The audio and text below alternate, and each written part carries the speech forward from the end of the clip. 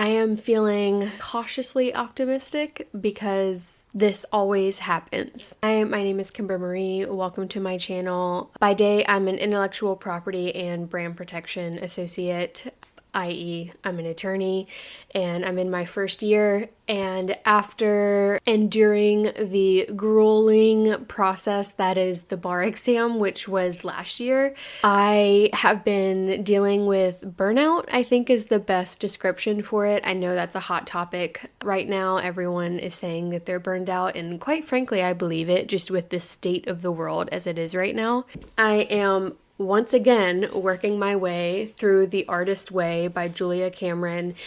I read this book last year when it's always summertime. It's always summertime that I start to feel, I guess, the creative itch come back on, which I don't know if I like that word. I read this and a few Stephen Pressfield books last year.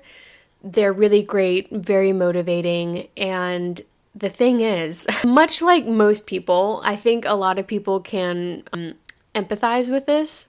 It's very easy to read a book and feel like you've done something to improve on that area. Like, for example, if you get a personal development book about business, it can make you feel as if you are moving forward and starting a business or maintaining and improving your business. But at the end of the day, those books don't do much if you don't do something with the knowledge in the book. And so a couple of times now I've tried working through The Artist's Way, and every single time I get stuck at like week 3, week 4, if I get that far along with it, and I quit. It's the same old story that we always hear, right? Well, I'll do that later today, or I just want to sleep in 15 more minutes and I'll get to this, at lunchtime, and then lunchtime comes around and I'll do it after work. And then after work, you're so tired, you just want to decompress by doom scrolling and watching TV. And so then you'll do it tomorrow morning. And then tomorrow morning turns into a week, 2 weeks, a month later.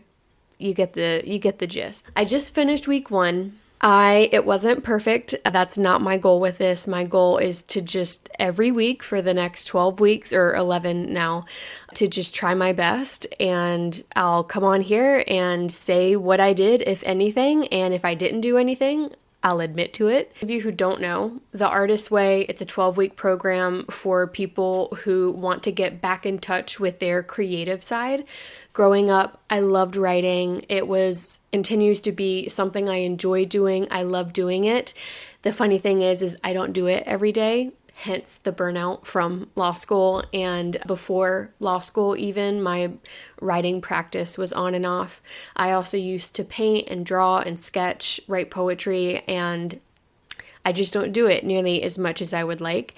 And I am someone where, due to some events that have gone on in my early 20s, I can feel time passing, and so I don't want to be on my deathbed one day and realize that I never made time for the things that I love. If I say that I love them, then why don't I make more time for them? For The Artist's Way, I'm using this as a way of kind of healing and getting back in touch with what I used to love doing as a kid. They don't tell you the grieving process that happens in your 20s. I know everyone likes to make fun of 20-somethings, and we're too young to be nostalgic, but too old to be acting like children, and it's difficult, okay? Through this, no, you're not alone.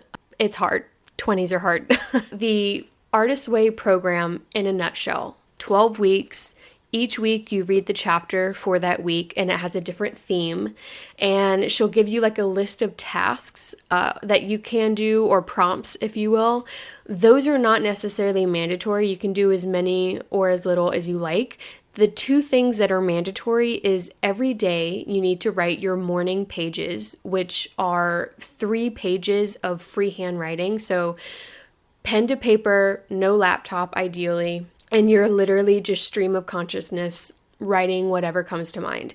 And then the other thing is your artist date. This is where I get really hung up. The artist date it can be anything you want. If you want it to be just going for a walk or going for a hike, going and grabbing coffee or taking yourself to a wine bar, whatever it is, that is your artist date. Whatever is, it's time for yourself, basically. A time for an opportunity for you to do something that you find interesting, that you find fulfilling. And it's so great in theory. I have like a list of all the artist dates I want to do.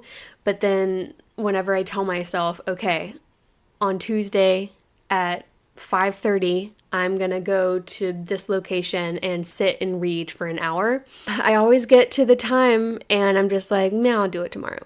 So that being said, I did not do my artist date really. Like I didn't do the one that I had planned. However, I did take some time for myself because I've been wanting to get back into bread baking. I used to do that a lot before law school and a little bit during.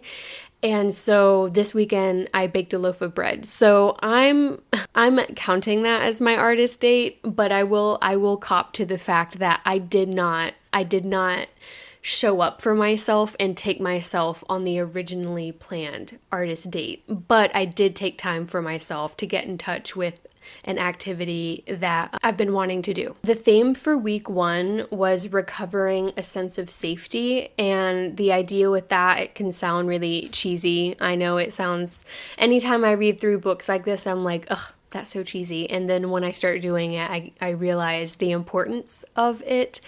And this idea of creative safety, being able to make time for wanting to be creative, however that looks for you, whether you're a sculptor, a writer, a singer, what have you.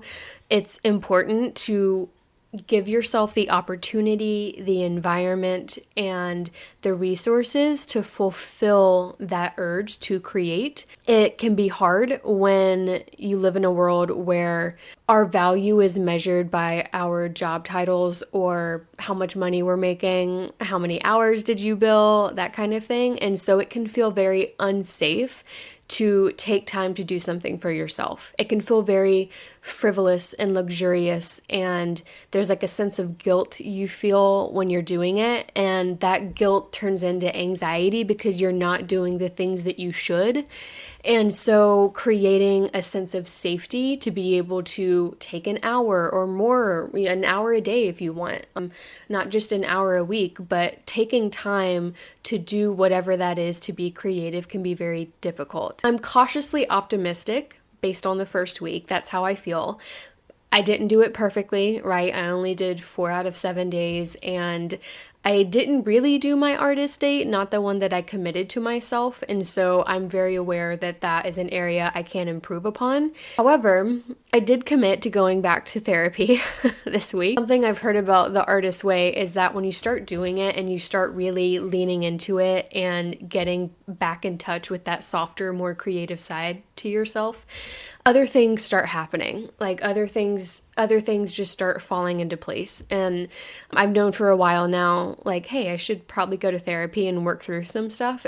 And I've also been partaking in the Stan Creator Challenge, where for 30 days you get like a free trial to the Stan Store app, website, link, whatever you want to call it.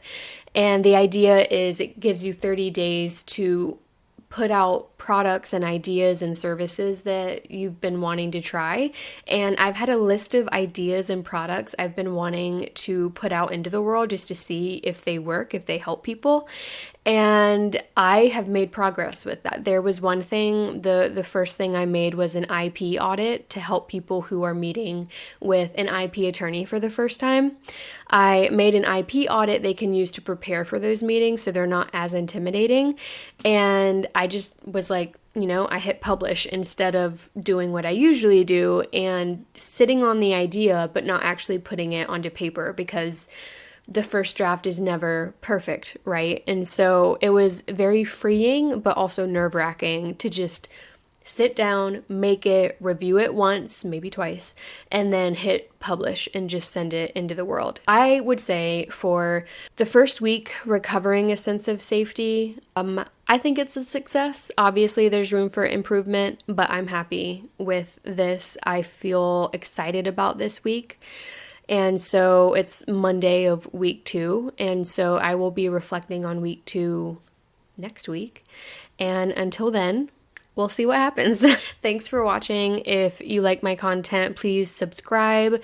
Go and check out my other videos about the legal subtext of pop culture and film. I love educating people on the law and how it overlaps with the world day to day as we see it.